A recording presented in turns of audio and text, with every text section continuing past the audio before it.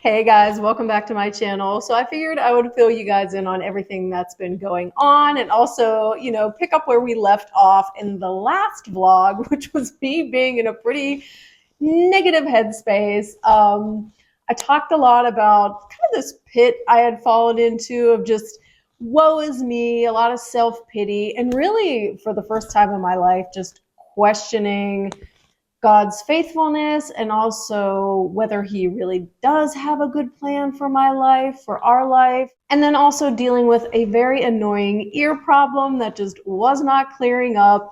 And I felt like I was just constantly throwing money at it by going to doctor after doctor, getting no relief. And at the time I explained that that was irritating to me because, with my husband being out of work, we don't have health benefits right now. Okay, so starting off with the latest and greatest with my husband. He started his new job in Wyoming on Monday, which I'm so excited about. He is thrilled to be back to work. So over this past weekend, we drove out to this little town he's going to be working in. It's outside of Casper, Wyoming, which is a beautiful mountainous area. Also, the drive out there, I'm happy to say, was much better than it was a couple weeks ago. Eastern Wyoming is just getting super green and lush. It's just such pretty grassland. Now, my husband's schedule is going to be 8 days on, 6 days off. So obviously, we're not selling the house tomorrow. He needs a place to stay while he's working. So we did get him set up with a little apartment in town. You guys, this apartment is so darling. It's very humble. It's not modern by any means, but there are all these little retro, quirky, quaint aspects to this apartment. It is light, it is bright, it is huge. And then the retro stove, honestly, I think I sat there and stared at it for a good 15 minutes. And then right across the street, there's this darling little town square. So you've got this lush green lawn. They hold farmers markets there every week. Right around the bend from his apartment building is a small town, independently owned neighborhood grocery store, you guys. We legit spent like half an hour in this store just looking at everything, admiring, once again, the retro aspect to it. I mean, you just don't find grocery stores like this anymore. They're all huge. They're all homogenized. On the wall above the produce section, they had artwork featuring all the branding from local ranchers, which was such a treat to see. And of course, as you're walking into the store, there's this massive community board. I love community boards because you just don't see them very often these days. And then from there, we took a drive up to that area I described before that is definitely of interest of us to either buy or do a build in. It's this beautiful community, much like we have here in South Dakota. It's tucked in the middle of the national forest at the foot of the mountains. I mentioned before, it's 21 miles down a dirt and gravel road. So you are out there, but it is just so tranquil and peaceful and beautiful. And then of course for me, like having this darling one room mountain church in this community was just like, oh my gosh, this is like the cherry on top. As far as how I'm doing, so much better. Oh my gosh, I feel like I'm back to my normal self, which for me is just being happy, positive, full of hope, full of optimism. So that in and of itself is something I'm so grateful for. My ear is not 100% better, but it is like 99% better than what it was the last time we talked. I've also been sleeping like a baby every night. Can I tell you? I have come to savor and rejoice over the simplest things like a good night of rest. I mentioned before that having good sleep consistently has been a challenge for years. So, it's like just to have that prayer answered and then to experience healing and then to see my husband fall into this job like so effortlessly and everything coming together has just been like, thank you, Jesus. Are we completely out of the woods yet? No, we're not. I mentioned before that this job is going to be a pay cut. It'll be interesting to see like how much more he can make than anticipated with the ability to work overtime. However, we are now floating a mortgage and a monthly rent with his apartment, and that is terrifying to someone like me who has had an issue with money in the past, in the sense that I've had fears and anxieties about there never being enough. So I remember when my husband and I got married, thankfully, combined, we had this nice little nest egg of savings. And as we would reach these thresholds in terms of how much was in savings, I kept telling myself, like, oh, when we get to this dollar amount, I'm going to feel totally at ease. We'd get there, I wouldn't. The anxiety would keep building. So then I'd say to myself, okay, well, when this dollar amount is in there, then you'll feel at ease. And we'd reach that dollar amount, and I still had anxiety. So to me, God has definitely been working with me about letting go of the anxiety and the fear, and honestly, just like a feeling of lack when it comes to money. I kind of sort of know where that's rooted, just because of some of my past experiences and past blunders with mismanaging my own money. In my early 20s, I got into credit card debt. Again, in my early 20s and 30s, I had invested in a couple rental properties that completely, oh my gosh, it was like a nightmare. It almost bankrupted me. By the grace of God, I pulled out of it, but it was like PTSD from all those experiences.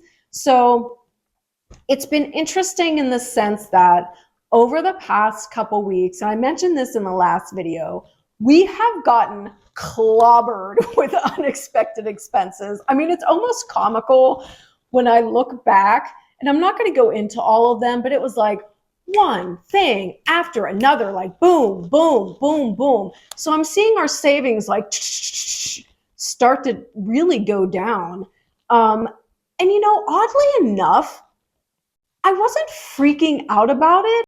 I was really at peace for the most part. I might have had a moment like once in a while, but I have to say, like 99% of the time, I was at peace.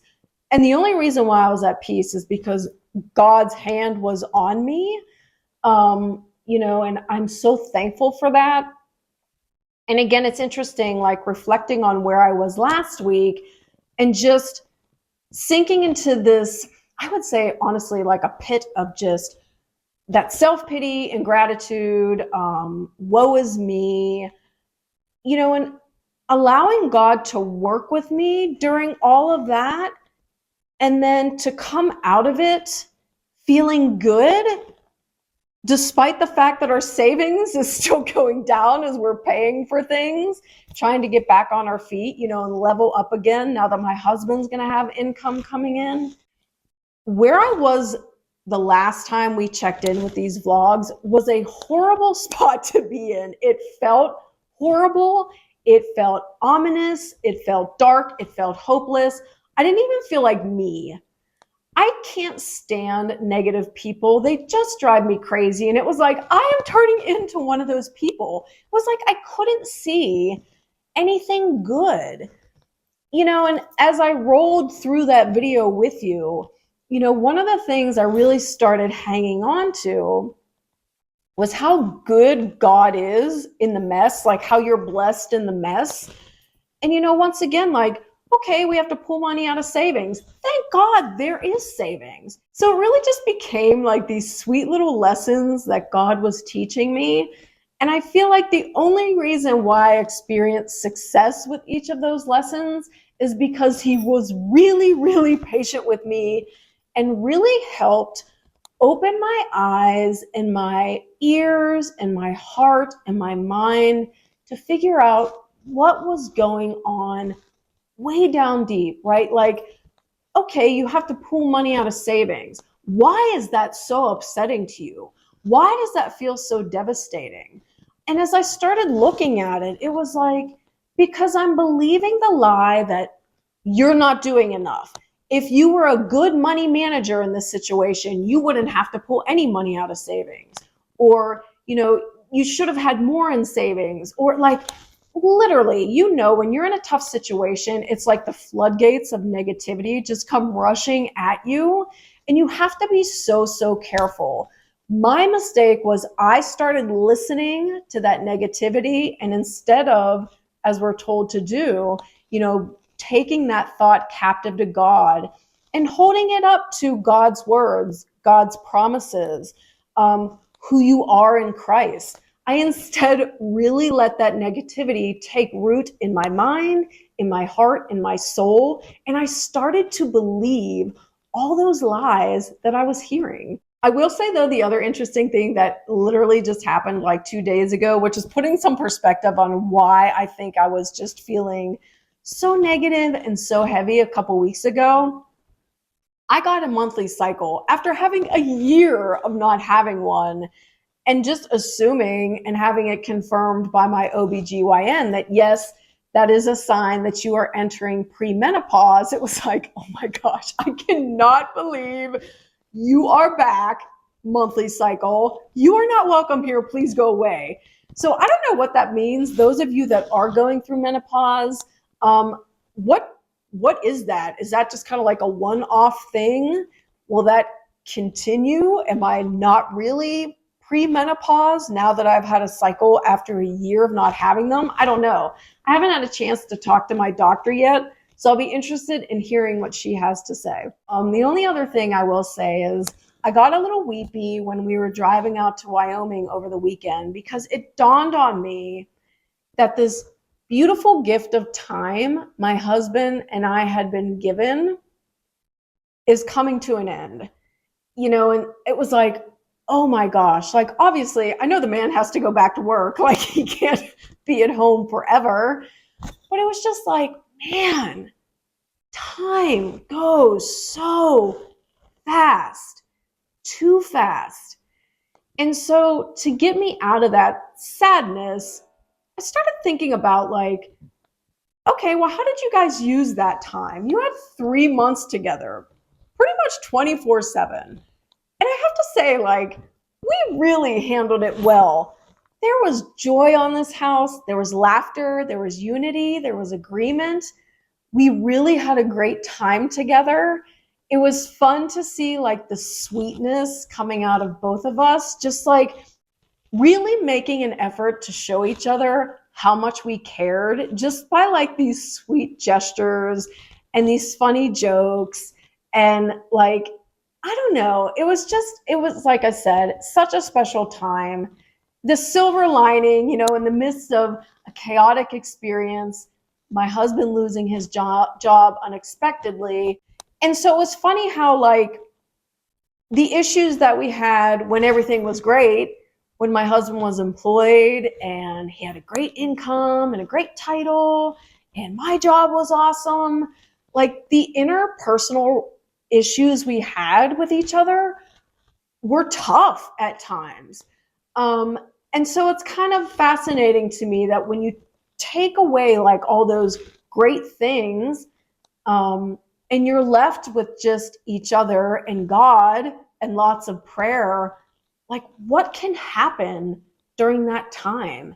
The positive growth that we experienced, we grew so much closer together. I think we each grew individually. It's just awesome.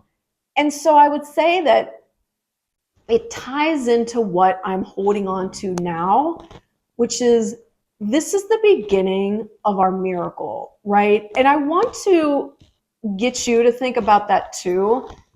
Whatever situation you're in, regardless of how overwhelming it is, how permanent it seems, how hard it is, how unlikely it is that something good's going to come out of it, I just encourage you, and not to be trite, because I know a lot of you are going through some really hard things, but I just encourage you to really try to start to look at even like the smallest glimmer of joy and hope that you experience right now as being the beginning of your miracle.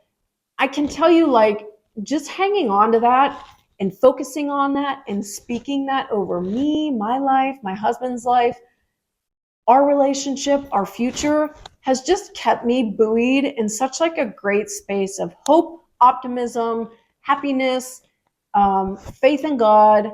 I know He knows what He's doing. And as I talked about last week, that's not to say that God's ways aren't annoying and they aren't infuriating sometimes, and He seems to be doing nothing, and there's no rhyme or reason as to why He's not answering your prayer. We're never going to have all the answers. I'm never going to have all the answers. But I've just been trying to, like, instead of trying to figure out the answer or get upset that things aren't happening, to just like literally rest in the fact that the way He just works everything out perfectly when the timing is right according to His plan is the most beautiful thing I have ever seen. It's the most cohesive, beautiful, wonderful plan, way better than anything I could have forced to happen in the timing I wanted it to happen. So again, that's just where I am right now. I'm so thankful for all the prayers you all continue to give me. Thank you for all the encouraging comments you give and you leave here week after week after week, despite your own tough circumstances. I hope you all know what a bright light you are in my world, in our world here on this channel. And I have no doubt in the world around you, in your everyday life. Please do not stop being you. And that is the latest and greatest. But in any event, thank you guys so much for spending your time with me today. I hope you're having a good one, and I'll see you in the next video. Bye.